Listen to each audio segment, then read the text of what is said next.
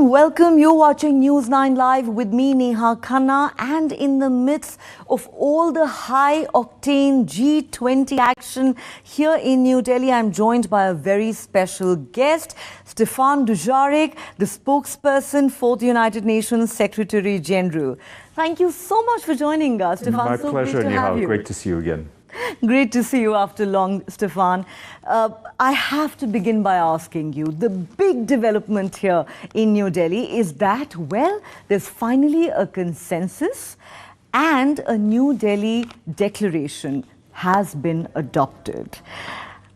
What are your thoughts on that? Well, I think the fact that we do have a declaration reached by consensus is a testament to the Indian leadership of the G20 and a testament to the willingness of the G20 members to compromise. And I think effective leadership is all about compromise in this time, in the difficult times that we're in.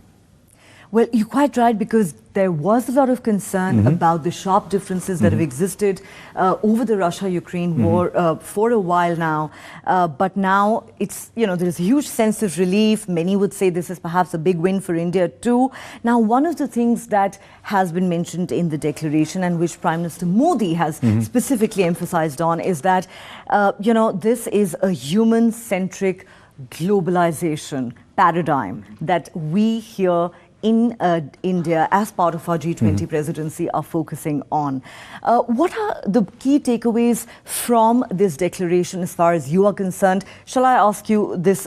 Is it to your satisfaction? Well, I think we're especially pleased to read about the commitments surrounding sustainable development and the need to re-energize and reinvest in the sustainable development goals if we're going to even try to meet them by 2030. And I think that is also a reflection of India's role as a leader of the global South. I think as a leader of developing countries. So we're very pleased to see that in the declaration. Okay. Tell me this, Stephane, I interviewed the German ambassador the other day, and he said something interesting. He said this is probably the toughest year for a G20 presidency because of the Ukraine war. And that perhaps India is the country which is best suited to evolve a consensus and bring all member states together. And now India has pulled it off.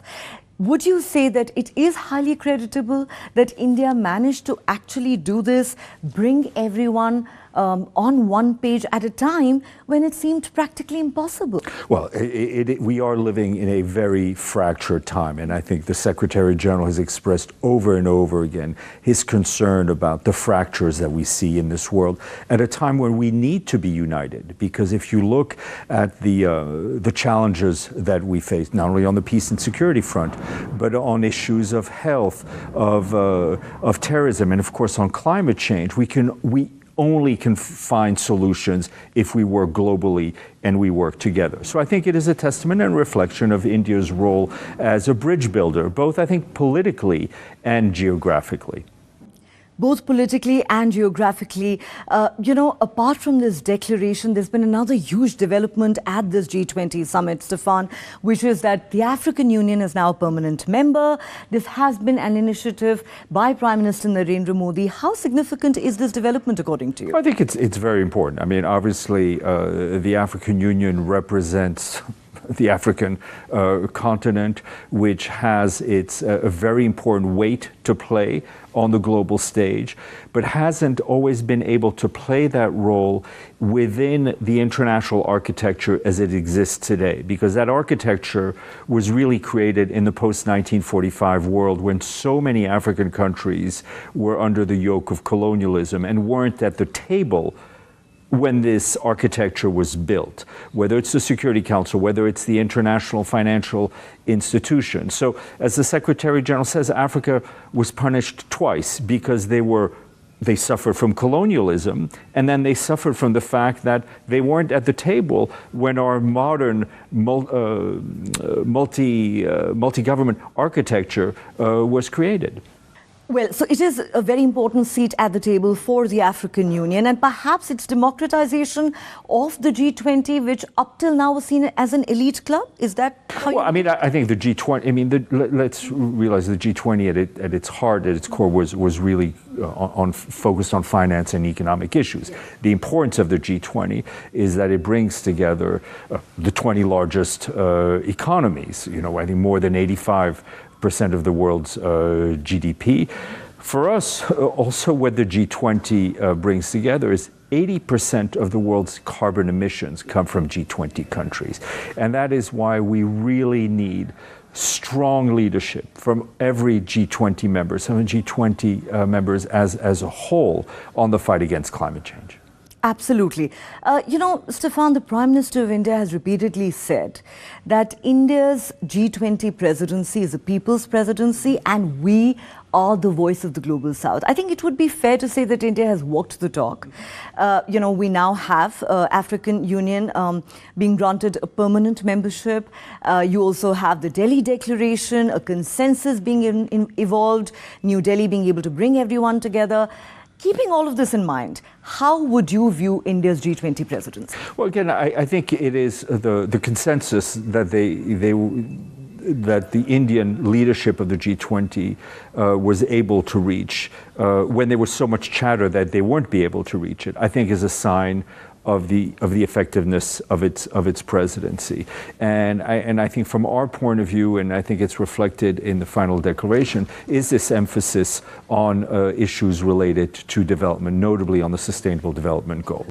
Well, that certainly is very, very heartening, I know, specifically for you and the Secretary General. But let me ask you this. What did you make of the fact that the Russian president and the Chinese president stayed away from this summit? Do you think Chinese President Xi Jinping should have come? It would have been a nice opportunity for a dialogue. Well, I mean, it's not for the Secretary General of the UN to tell leaders which summits to attend or not. But I think it's also important that the responsibility is not a personal responsibility, it is a country responsibility. So it's important to note that both China and the Russian Federation were represented both at very high level at the G20. So it's not as if there were empty seats. The collective responsibilities of member states is that of countries. It is not a personal responsibility of leaders. So I think all G20 countries and entities were represented. Okay. We need to talk about the Russia-Ukraine war. It's been close to a year and a half, and there seems to be no end in sight. The question really is, what is the way forward? According to you, according to the Secretary General, how do we bring about peace? How do we bring an end to this war? Because there's been just too much suffering all around, not just for the countries involved, but for the entire world. Of course. I think, our aim is to see an end to this war in line with Ukraine's territorial integrity, with the General Assembly resolutions that have been passed on the war.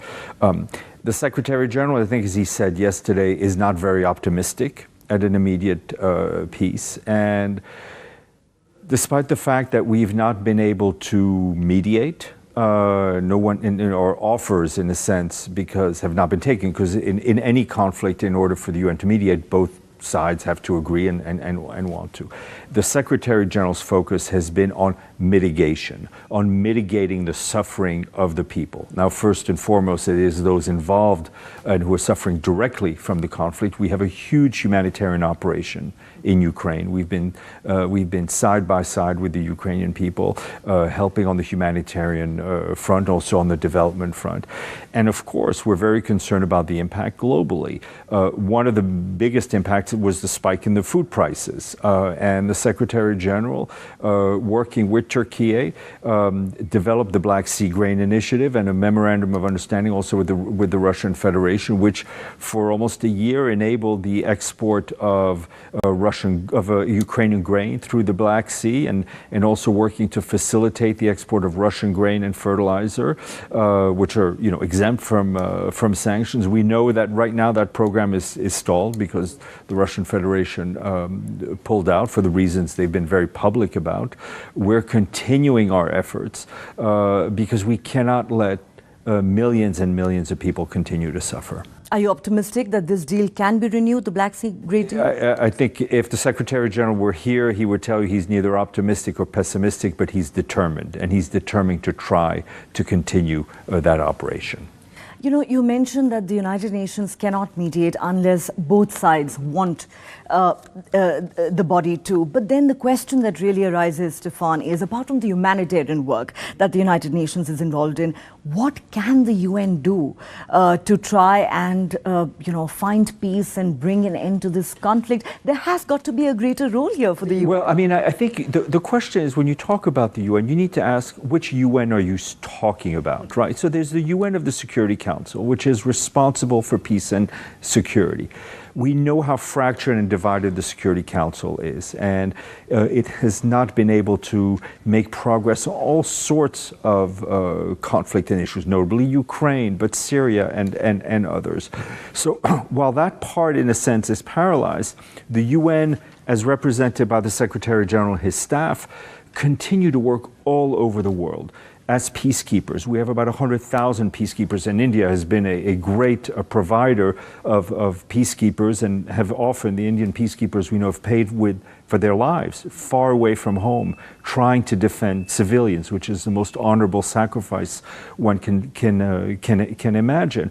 We are there feeding people, housing people in refugee camps. So we're extremely present on the humanitarian front. But those are, in fact, are Band-Aids, right? The Secretary General cannot impose political solutions, and that's why he keeps imploring and working with leaders all over the world to try to find those political solutions. Yes, this is very, very complex, but I want to ask you this. Prime Minister Modi has said from the very beginning, including to President Putin, that this is not an era of war. Those words have resonated globally. They also find a mention in the Delhi Declaration. Do you believe, given its unique position geopolitically, India can play peacemaker? Prime Minister Modi can play that role, according to you? Well, I mean, I think every country that has an influence on the parties or has something to offer needs to try for the sake of ending the war. All right. Now we need to shift our focus, Stephane, to something that's talked about so often. I'm sure you get asked this question all the time. The much-needed UNSC reforms. Mm-hmm. Now, a lot of people say that Africa has no representation in the United Nations Security Council. Latin America doesn't. India, which represents 1/6 of humanity and is the 5th largest economy in the world, still does not have a permanent seat in the UN Security Council.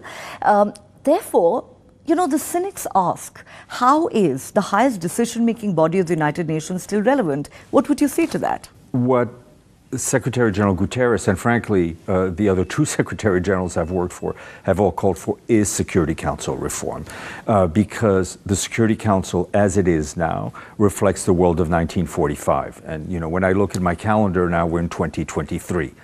Times have changed. We've gone from 50 member states to 193 member states, right?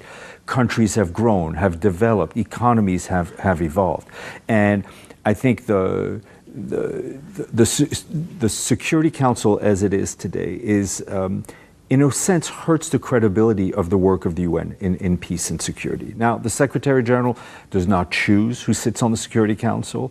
It is not for him to suggest individual countries. There are a lot of countries that in the late 40s, early 50s were just growing and have now grown very much on the world stage economically, politically, who have legitimate claims to the Security Council. And so there needs to be an agreement, and there are discussions which I think are moving in a much more transparent manner now within the General Assembly on Security Council reform. So we very much hope that we see some fruition on that.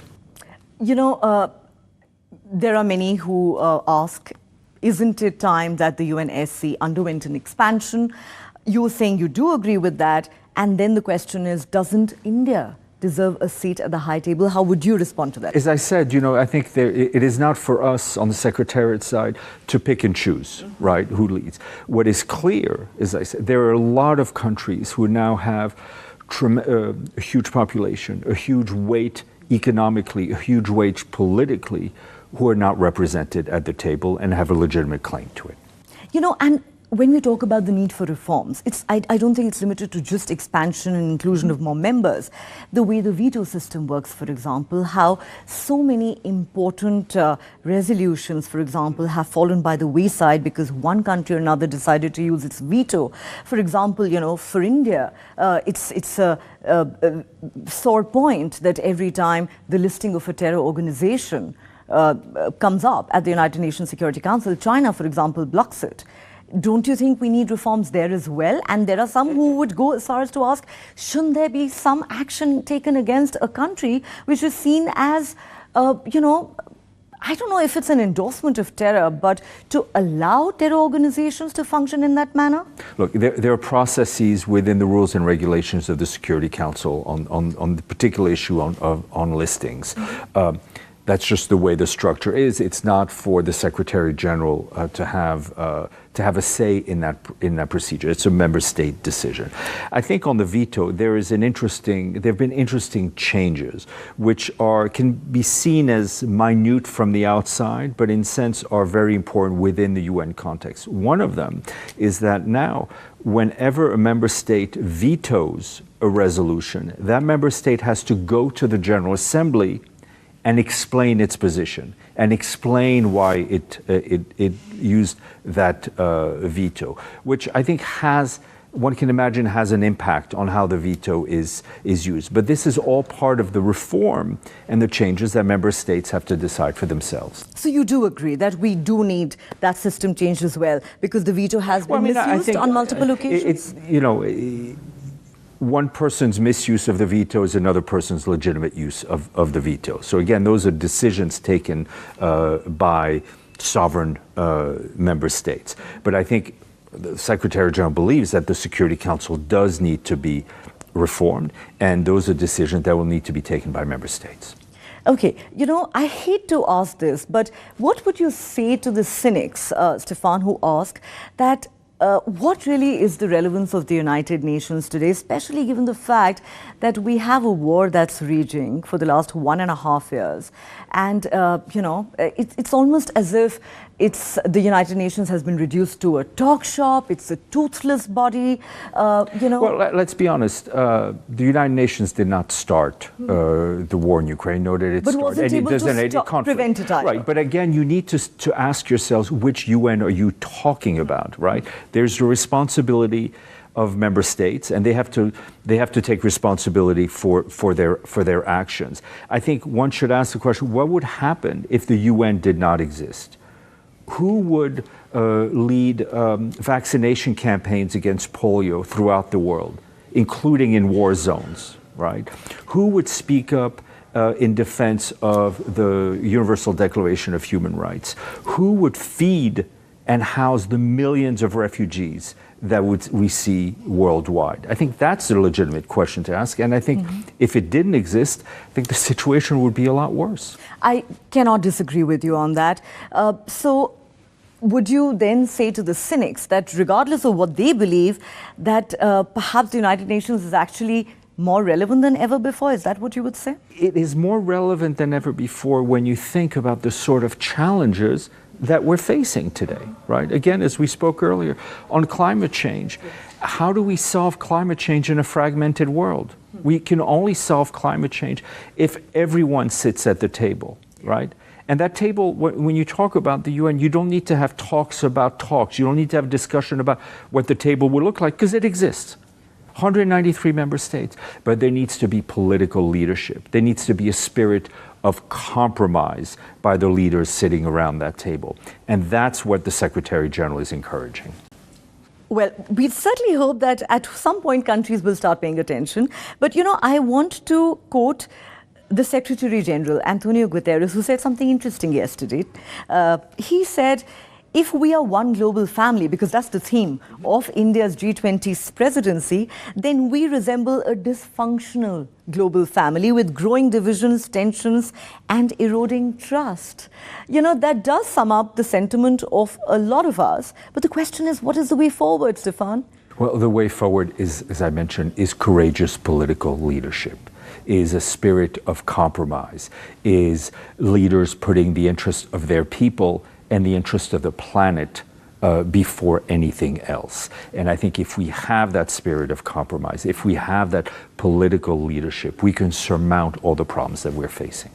We need political leadership. You know, there's another important thing that the Secretary General said. He said the global financial architecture is outdated, dysfunctional, unfair, and requires deep structural reform.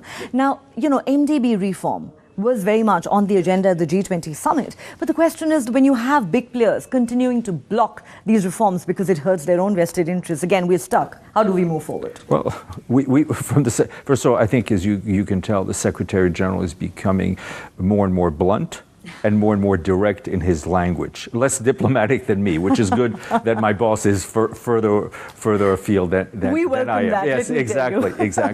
And I think, again, he is speaking very bluntly because he's very frustrated at the way the state is. He's very frustrated at the injustices that we continue to see, both individual but also systematic and institutional injustices, very much reflected in the way the international financial architecture is. When you saw the special drawing rights that were issued during COVID, which benefited developed countries more than developing countries, that's not right. That's not fair. And in fact, it is in the common interest of the richer countries to help and to show greater solidarity to the developing countries, especially on issues on climate, when, you know, most countries in Africa really had no action that really led to the climate situation, the climate disaster that we're in today. You know, you're talking about climate action, and it's incredibly important for the very existence or survival of our planet. The Secretary General said, we have no time to lose. He's urged the G20 nations to keep the 1.5-degree goal alive. The question is, are world leaders really listening? Well, listen, we very much hope they are listening, and we know that a number of them are, but we need greater political courage, because it is, I think the Secretary General understands that it is sometimes politically difficult to take difficult decisions nationally on climate. But we need to look forward not to the next election cycle, we need to look forward 10 years or 5 years, and to think about the next generation. And we also need to ensure that the private sector is fully involved. And we've been very much bringing in the private sector into our discussions on climate. And all of us as individuals also have a personal responsibility. We do. We certainly do. Last couple of questions, Stephane, before we let you go. I have to ask you once again about the Russia-Ukraine war. You said the Secretary General has been rather candid, and he has said he's not very optimistic about seeing an end to this war anytime soon. But the question really is, what would the Secretary General want to say, let's say, to President Putin and to leaders of NATO? Well, I mean, what he wants to say is he wants to see an end to this war, right? He wants to see an end to the war with the territorial integrity of Ukraine, within the guidelines of the General Assembly resolutions that have passed on Ukraine. The war in Ukraine is not only provoking suffering to the Ukrainian people, but also to people around the world. And I think the Secretary General has been very clear from the get-go in condemning Russia's invasion of Ukraine. What would he like to then see done? Because Ukraine is very clear that peace talks can happen only if Russian troops completely withdraw from its territory.